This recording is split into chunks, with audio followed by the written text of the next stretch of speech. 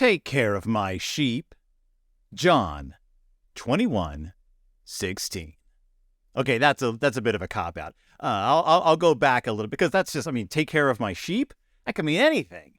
In John alone, 21 alone, we have quotes, feed my lambs, take care of my sheep. Feed my sheep, feed my lambs, feed my sheep. There's a lot of sheep feeding and sheep taking care of going on. When they had finished eating, Jesus said to Simon Peter, Simon, son of John, do you love me more than these? I don't know what he's referring to. These? Yes, Lord, he said. You know that I love you. Jesus said, feed my lambs. Again, Jesus said, Simon, son of John, do you love me? He answered, yes, Lord, you know that I love you. And Jesus said, take care of my sheep, which I assume is implied with the feed my lambs, but whatever. The third time he said to him, Simon, son of John, do you love me? Peter was hurt because Jesus asked him for the third time, do you love me? He said, Lord, you know all things. You know that I love you. And Jesus said, feed my sheep. Very truly, I tell you, when you were younger and dressed yourself and went where you wanted, but when you are old, you will stretch out your hands and someone else will dress you and lead you where you do not want to go. Jesus said this to indicate the kind of death by which Peter would glorify God. Then he said to him, follow me. Well, Peter turned and saw the disciple whom Jesus loved was following them. This was the one who had leaned back against Jesus at the supper and had said, Lord, who was going to betray you? When Peter saw him, he asked, Lord, what about him? And Jesus answered, if I want him to remain alive until I return, what is that to you? You must follow me. Because of this, the rumor spread among the believers that this disciple would not die. But Jesus did not say that he would not die. He only said, if I want him to remain alive until I return, what is that to you? This is the disciple who testifies to these things and who wrote them down. We know that his testimony is true. Jesus did many other things as well. If every one of them was written down, I suppose that even the whole world would not have room for the books that would be written. Sorry, that's John 21:15 through 21:25.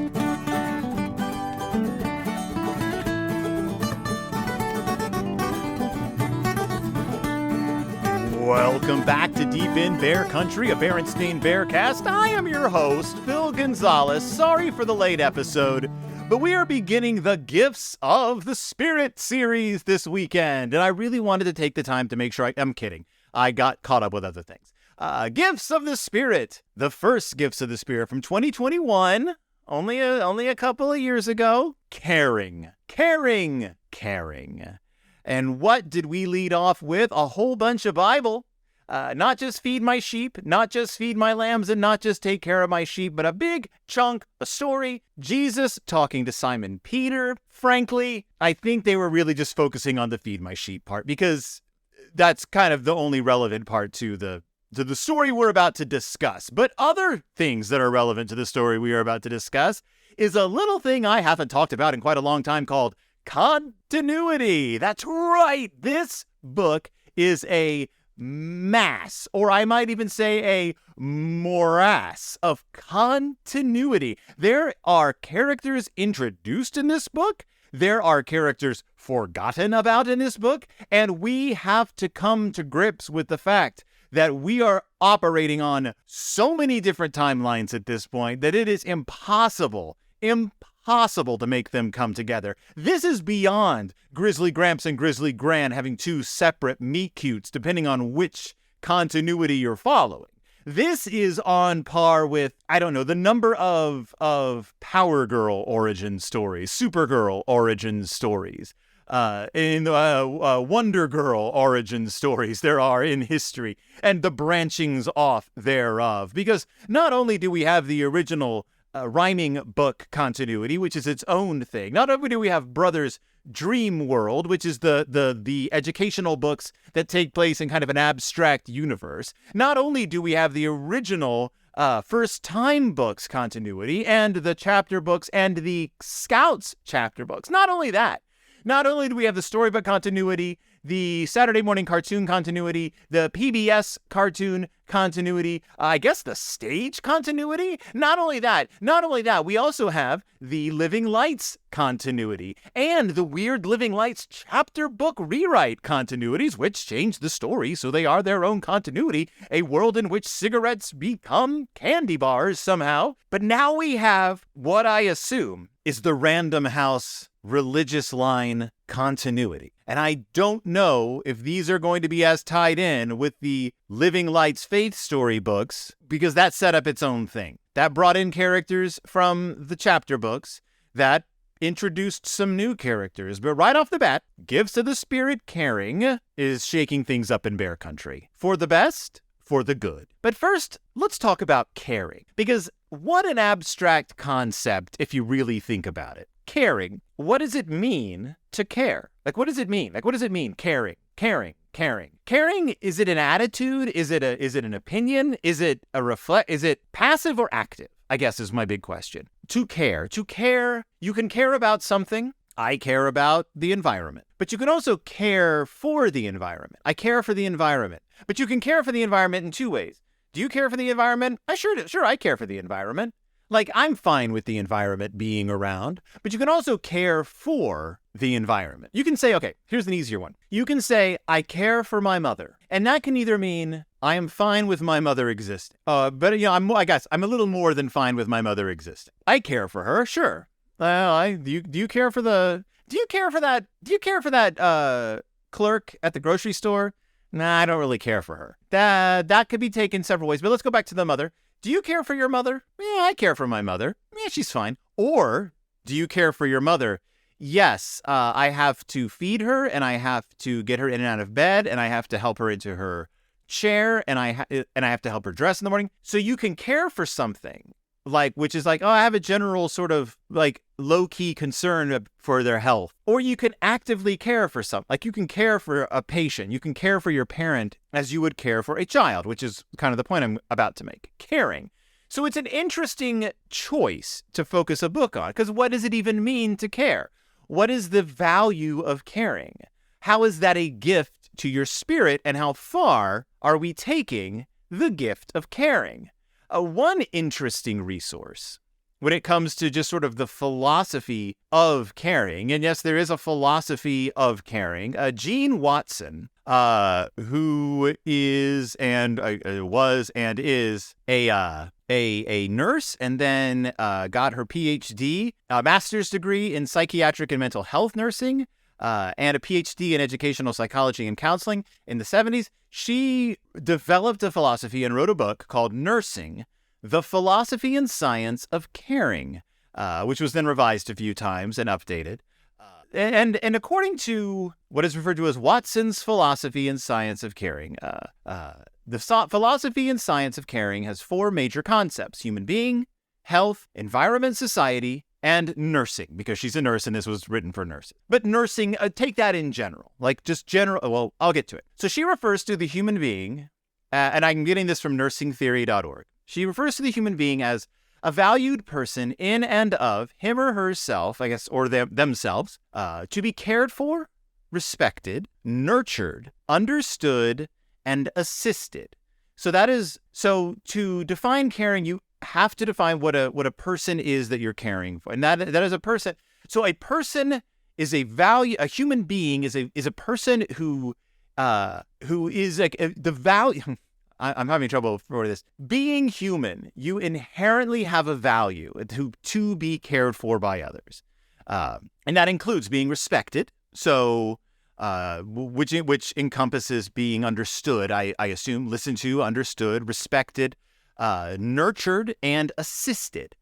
In general, it is a philosophical view of a person as a fully functional, integrated self. Human is viewed as greater than and different from the sum of their parts. So a human being, a person, a full person, is not just their mental or physical or social functioning. They are the entire thing, the whole deal. The idea, of course, being that in nursing, the philosophy of caring is that you're there for the entire human. It's a holistic approach to nursing and treatment.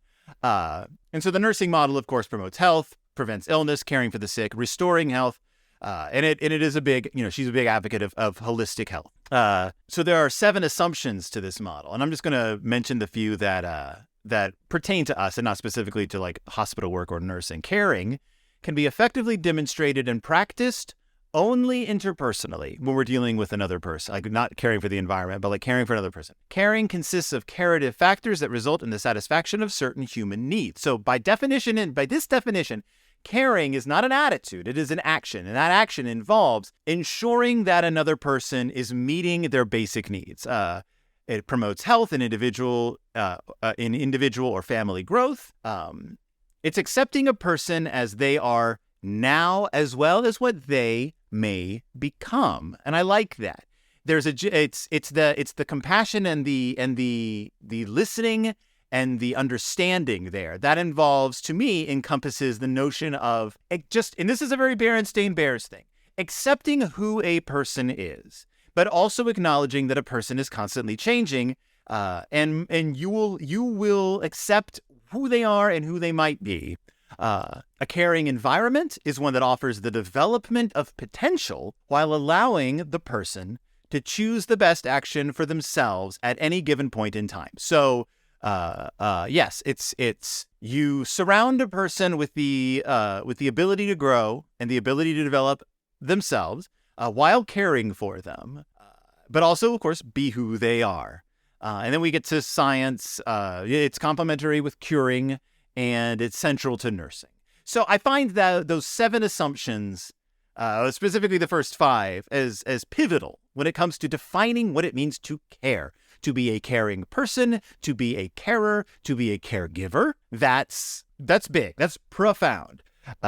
So there's 10 curative factors, but the first 3 are the philosophical foundation for the science of caring. The formation of humanistic, altruistic system of values, which begins at an early age with the values shared by the parents. The system of values is mediated by the carer's life experiences, learning gained, and exposure to the humanities and you know what the humanities are. It is perceived as necessary to the carer's maturation, which in turn promotes altruistic behavior towards others. So the big deal here is, 1, your values are altruistic and humanistic. You are concerned about the human being, and you are willing to give of yourself to care for them. And I like that they say that begins at an early age with the values shared by parents, because that's very Berenstain Bears.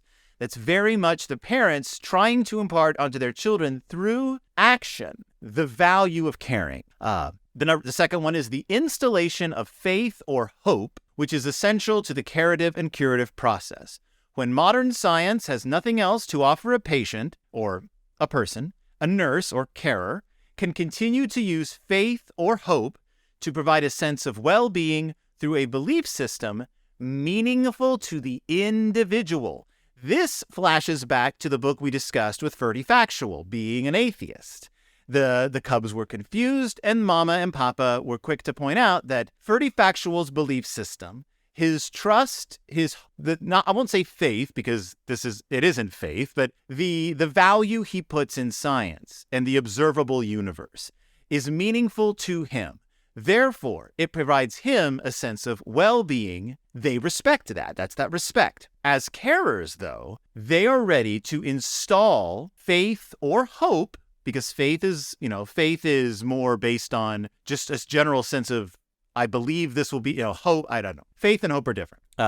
Because when your plans basically fall through, when things aren't going as you wanted them to, when modern science has nothing else to offer, this isn't the case of, like a nurse. But when your plans have fallen through, when you don't see any logical way to your objective or through the day, having something there which offers you a sense of well-being, whether it is your faith in a God, whether it is your adherence to the scientific principle, or anything in between, that's necessary to be a carer. And if you are a carer, a caregiver, a caring person, one who cares for someone, helping them hold on to that, not your belief system, but theirs. 3, the cultivation of sensitivity to one's self and to others, which explores the need of nurses or carers to feel an emotion as it presents itself. This one's complex. The development of a carer's own feeling is needed to interact genuinely and sensitively with the people you're caring for. By striving to become more sensitive, you become more authentic. This encourages self-growth and self-actualization in both you and the one you're caring for. Therefore, you can promote health and higher functioning only when you form person-to-person relationships. So those are the three philosophical foundations of the science of caring. There's 7 others, but they all derive from those 3. So we have the humanistic altruistic system of values, which are personified in the Berenstain Bears. We have the installation of faith or hope, which is personified not only in our Living Light stories, but in all the Berenstain Bears books. There is always hope for the future. There is always trust in our neighbors, trust in our family, trust in our children, trust in our morals and our values. Those are big ones. Those help us not only deal with problems in the here and now, but see a future that is attainable and accessible to the entire community. And the cultivation of sensitivity to oneself and to others, which is necessary to promote caring, because you have to understand your own feelings, which is what these books, the earlier books especially, are all about. Understanding that, being in touch with how you feel. Therefore, so you can interact sensitively and, I like that it says genuinely, with other people, the people you are caring for. This is caring. This, to me, the philosophy of caring, the philosophy and science of caring, are what I needed to understand in order to approach this book, because the concept of caring is so abstract that I couldn't get my head around it. So as I approach this book, the first gifts of the Spirit, caring, and what a beginning! What a beginning to start with. Which is what you do with all beginnings. You start with them. Caring, this 3-point philosophy with 7 assumptions. You have to demonstrate it. You have to practice it with other people. It has to result in the satisfaction of basic human needs. It has to promote health and growth in the family and in the individual. You have to respond to the person you're caring for as they are and accept what they may become. You have to create an environment that allows the other people to develop and be the best person that they can be. It has to be complementary to the science of curing, which isn't really necessary here. And it's central to nursing. So caring is caring. So let's jump into caring. What is caring as a gift of the Spirit? Jesus apparently told Simon Peter, take care of my sheep, take care of these lambs. What did he mean by that? I think he was talking about people. Not really sure. And it won't really come into play here because I think the story itself is going to spell out what they mean by caring. So big news in bear country. The bear family gets a call, and who is it? It's Ned. Who's Ned? We'll get to who's. Ned has big news though. Aunt Min has been pregnant. Who's Aunt Min? Why, Aunt Min is Cousin Fred's mother. Don't you know? Don't you know who Cousin Fred's mom is? Don't we always talk about Aunt Min? Aunt Min has been in 5 books previous to this. I mean, maybe more at this point. I've skipped ahead quite a bit, but we've covered about 5 Aunt Min books, and they are going to cause us no end of confusion in 1 second. Because Min is now in the hospital, and she's given birth to a baby. She had her baby. Cousin Fred is now a big brother, and it's a little girl. And what did they name the little girl? Theodora. And they're going to call her Teddy. Now, let's pause for a second. Theodora. Theodora is a well-chosen name. It's Greek. It's the feminine form of Theodore. And translated, it means, and I'm not even going to try to pronounce the Greek, it means God's gift. Now, here's something interesting. I did not know this, but there's God's gift, but there's also a name that means gift of God. And the reason I phrase it differently is because one is God and then the word gift. One is gift and then the word God. And we use both of those names and they are inversions of each other. And I never knew this before. But if you listen to them back to back, you're like, oh, one is just the same name, but kind of turned inside out. Theodora and Dorothy. They both mean God's gift. And they are mirrors of each other. And I was kind of fascinated by that. I just find that very, very fascinating. I also love that if you look up Dorothy, in Wikipedia, you get a picture of Dorothy from The Wonderful Wizard of Oz. Theodora, however, you get a picture of the 6th century Byzantine Empress Theodora, who is one famous bearer of the name. And also the Wicked Witch of the West was named Theodora in Oz the Great and Powerful. And Mila Kunis played her. Congratulations. Good for you, Mila Kunis. So the baby's going to be named Theodora, which is beautiful, but they're going to call her Teddy. So she's going to be a real teddy bear, as they say. And this is fascinating because yes, Teddy is short for Theodore or Theodora, but we had a book not terribly long ago, within the last couple of years, in which a bear in the Living Light series, a bear cub moves to the school and he is named, they call him Teddy. They call him Teddy Bear. And this is a source of great mirth and humor and hilarity for the Cubs. The fact that this kid is actually named Teddy Bear. Because as I noted in that episode, in order for Teddy Bear to be a funny name, teddy bears would have to be a thing, which means that Bear Country had to have had a president named Theodore Roosevelt or Rosa-Bear or whatever. That president had to have been well known for hunting people, I guess. That president had to gain additional fame for choosing not to kill a child, I assume, in a political cartoon. And then the child that the president had spared had to become a mass-marketed doll. That's the only way Teddy is funny to these children. Otherwise, it is just a name. It's just a name. I don't know what, but it's not funny to them anymore. So this is the second part of this has to be a separate continuity from the Living Lights, because all of a sudden, Teddy Bear, not a funny name. Also, it's spelled differently. It's spelled with an I now. So they hop in their red roadster, they pack up food and gifts, and they go to check on Aunt Men, who is back from the hospital. And who rushes out to meet them at their red roadster? Why, it's Uncle Ned and Cousin Fred. Wait, who? Uncle Ned and Cousin Fred. Who? Well, you know, Cousin Fred's dad. Ned? Oh, that's funny because I thought Aunt Min was married to Uncle Louie. In the Berenstain Bears and Baby Makes 5, she's married to Uncle Louie. But then again, she's also married to a guy named Willie, who's definitely Fred's father in one of the books. Uncle Willie. Unless you're talking about the cartoon, in which she's married to Artie, and also her name is Dottie. What I'm saying is Fred's family members are many and varied, and Aunt Men may have been married a number of times in the past. Uncle Artie, Uncle Willie, Uncle Louie, and now Uncle Ned. There's just a lot of different uncles, and I'm not sure which is which one and who is why and where we're going with this, but we're talking branched continuity here because this is contradicting itself in some pretty major ways. But back to the story at hand. So Uncle Ned, and I swear we've had a Ned before. Hold on. Have we had a Ned before? We've had an Uncle Ned before. Yes. So apparently in the Living Lights books, Uncle Ned has gotten in, was in the Berenstain Bears Get Involved. We've also had Naughty Ned, who's a different character. I'm just going to believe that one of those adult Neds is Naughty Ned. I'm going to I assume that at some point Mike changed Uncle Louie or Uncle Willie or Uncle Artie to Uncle Ned and just decided in the religious books he's Ned. In the religious book, that's all we're going to worry about. He's now Ned. In the Christian world, Min never fell in love with Louie.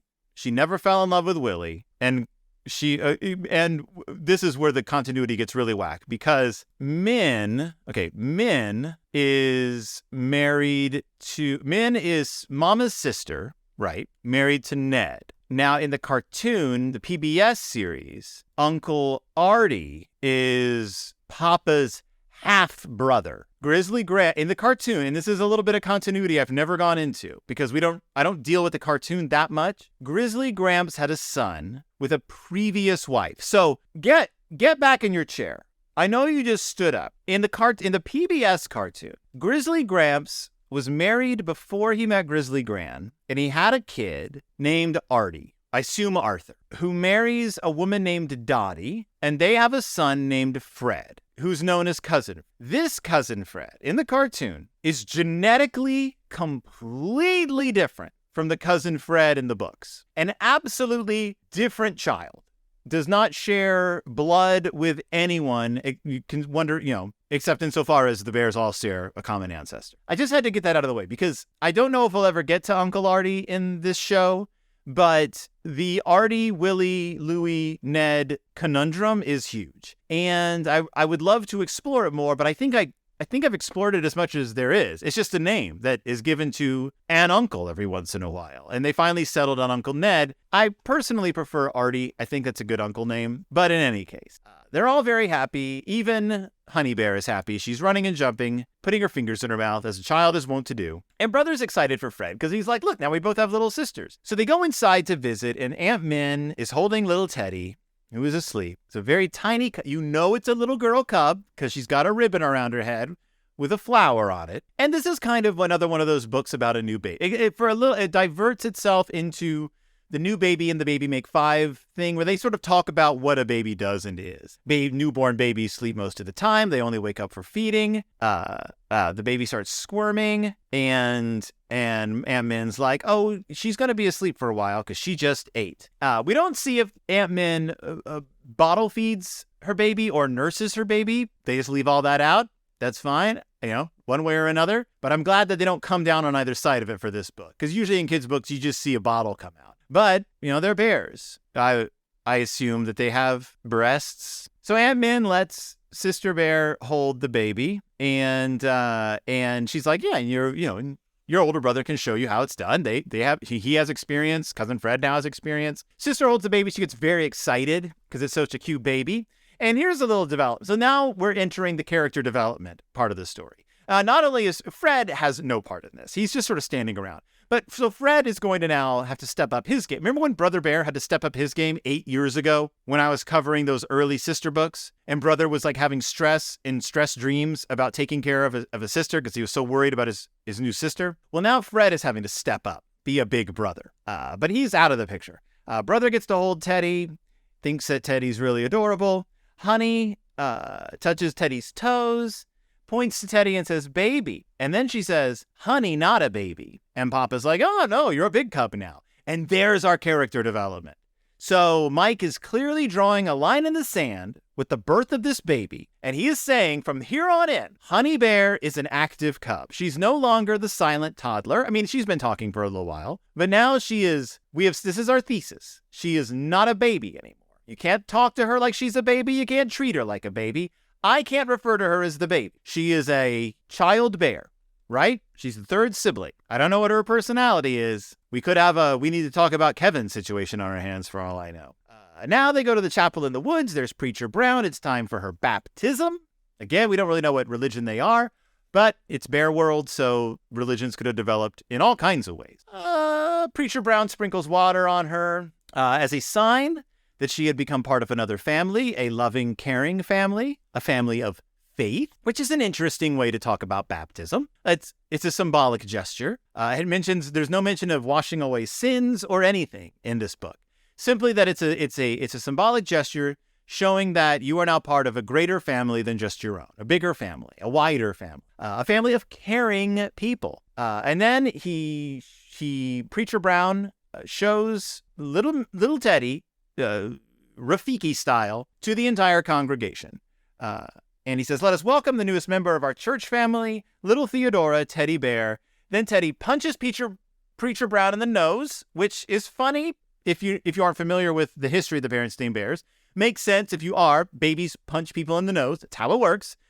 Sister bopped Brother right on his nose the first time he met her. And he says, ow, Teddy's certainly making her presence felt. Then everyone laughs and wipes away happy tears. That's the book. I want to point out that besides the 5-word Bible quote at the beginning, where Jesus is just like, take care of my sheep, no Bible quotes are mentioned in this. This is just a book about a new baby. The only religious aspect of it is that they take the baby to church to get baptized, which is just an action they do. The point of the book, and they don't even spell this out, is that the gifts of these are books about gifts of the Spirit. These aren't even values. These are like fundamental human qualities. Like, I assume these are things, and I do desperately, dearly want to interview Mike about these. I'm assuming that these are all qualities that you need to carry forward in your life. These are philosophical ideas that can shape not only who you are, but how you interact with other people. And I'm going to go back to that nursing page, the philosophy and science of caring and say that one of the values, one of the core foundational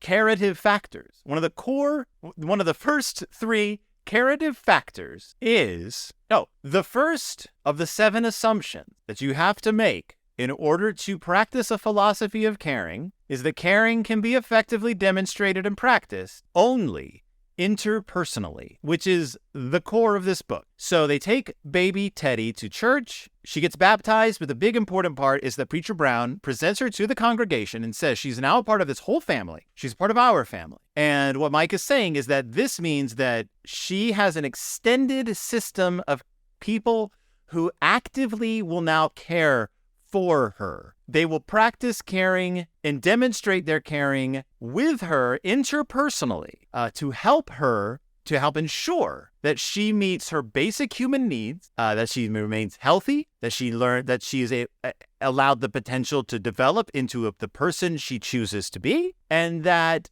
she is accepted by the community for who she is now, as well as who or what she may become in the future. Caring, an altruistic, humanistic system of values, essential use of faith and hope, and a sensitivity to one's self and others. We see that practiced here. We see the faith and hope. I mean, they have it. It's in their church. We see the humanistic and altruistic system of values in that she is a part of this extended family, and a sensitivity to oneself and others. Mama and Papa demonstrate their caring in order for the children to take it into themselves, in order for the children to share it with others, and learn who you are along the way. A phenomenal first book in the Gifts of the Spirit series, caring. And what a great one to start off with for us. I think this is the order they came out in. I'm not sure. I love it. You can, if you're interested in learning more about the philosophy and science of caring, you can get Nursing: The Philosophy and Science of Caring by Jean Watson. I also looked up some other books for children, just about the notion of caring, because I was like, what else is out there? What else is out there that sort of expands on the idea of caring, that where you can talk with your children about this? The questions you can ask, like, what does it mean to be caring? That's what we really talked about in this episode. Read a book and describe the characters' caring actions. That's the big thing. Like, what are they doing that show they care? In what ways were they caring? How did their caring affect other people? And what are the consequences of a lack of balance with the caring if one person isn't caring for another person, and vice versa? How can they be more caring? Why is it important to be more caring? What could a character have done to be more caring? And here's a big one. Why did a certain character find it difficult to be caring, if that pertains? Like in this book is a little more prescriptive. It's not showing a lot of conflict here. It's more just sort of a day in the life, a little like a pastoral scene of the bears. But there are many books that deal with conflict with caring. So if you're looking to discuss a caring attitude and identity, it recommends An Extraordinary Egg by Leo Leone, a very famous children's book author and illustrator. Anita and the Dragons by Hannah Carmona promotes imagination. Immigration, Thinkers, Reflection, Worries, and Courage. Be Kind by Pat Zeitlow Miller, which reinforces themes of empathy, friendship, skills, thoughtfulness, and kindness. And it looks like there's a lot of atonement in this, like doing something for someone after you've accidentally done something to hurt them. Big Bear Hug is about social awareness, nature, problem solving, and enthusiasm. And it's about a bear who really cares for a beautiful tree and takes action to protect it. The Big Umbrella by Amy June Bates. And it's about the main character is a big umbrella. It's about acceptance, kindness, tolerance, and sharing, using the umbrella kind of as a metaphor for caring in many different ways, and how there's always room for another person under this protective umbrella. Birdhouse by Blanca Gomez, which is about which reinforces a actively caring attitude, intergenerational relationships, and respect for living things. It's about nursing a grandmother and a granddaughter nursing an injured bird back to health. Specifically about nursing in that one. And there's a bunch more, but I'm just going to end with The Digger and the Flower. It's about a digger who's on a construction site, cuts a flower down, and feels responsible for destroying a flower, so the digger salvages the seeds and travels far away to plant them on the hill and care for them as they grow. That's about responsible decision-making, compassion, and social awareness. That is caring in the past. That's another atonement. You've done something to hurt something, and now you take on an actively caring position in order to atone for it. There's a bunch of books here. This is on childrenslibrarylady.com under caring books, picture books about caring and thoughtful attitudes. It also has things to look for in books, why picture books help when illustrating these things. It's a great resource. Got a ton of books. The list just goes on and on. Just goes on and on. So check that out, childrenslibrarylady.com. Check out, if you're interested in nursing the philosophy and science of caring, but definitely check out the Berenstain Bears Gifts of the Spirit Caring. We got some weird continuity stuff. We got some great character development. We got a whole new character in Teddy. We've got a developing character in Little Honeybear. We've got a weird new uncle who I guess has been around before, but this is our first time he's definitely been identified as Min's husband, and I've taken the time to pay attention to it. We learned a little bit about the cartoon and its weird alternate Fred parents continuity, and we got to know each other a little bit better. Learn about caring. So if you care about me, share this episode far and wide. Let people know about caring. Just share it. Share it on your Facebook, share it on your Twitter, share it on your Instagram, share it on your Mastodon. I don't care. Share this episode. Let people know about it. It's a good book. It's a good philosophy. Tell people about me. Tell one person about the show. Say there's this guy's been doing a Berenstain Bears podcast for 8 years. Check him out. You can also check out Pizza Toast. Christy and I are on the Hunger Games books. We just reviewed the last of the Ridge Tridge. We're doing the final movie series. We've got a few more Hunger Games tricks up our pockets, sleeves, in our sleeves, upper pockets, in our pockets, and up our sleeves. And on It's Del Toro time, I am doing a bunch of short stories with Willow from The Dark Descent by David G. Hartwell. We haven't done an episode in a couple of weeks, but we'll be back soon. She's just got a lot of stuff going on at college. So we're there. That's at It's Del Toro time. But you can find this show on Twitter at BStainBearcast. You can find me on Facebook at Deep in Bear Country, a Berenstain Bearcast. You can find us on I have a YouTube page. It's just Phil Gonzalez, where I post just little clips from It's Del Toro time and Pizza Toast. And I have a few from this show as well. So if you just want to get a little sampling of what my shows are like, just go to Phil Gonzalez at YouTube and check out some of those clips. I've posted a few on various pages, but they're all on YouTube. So check those out. Thank you so much for listening. Thank you so much for joining me. Thank you for taking a little time out of your day. And thank you for waiting for this episode, which was a little late. And I'll see you all next time, deep in Bear Country.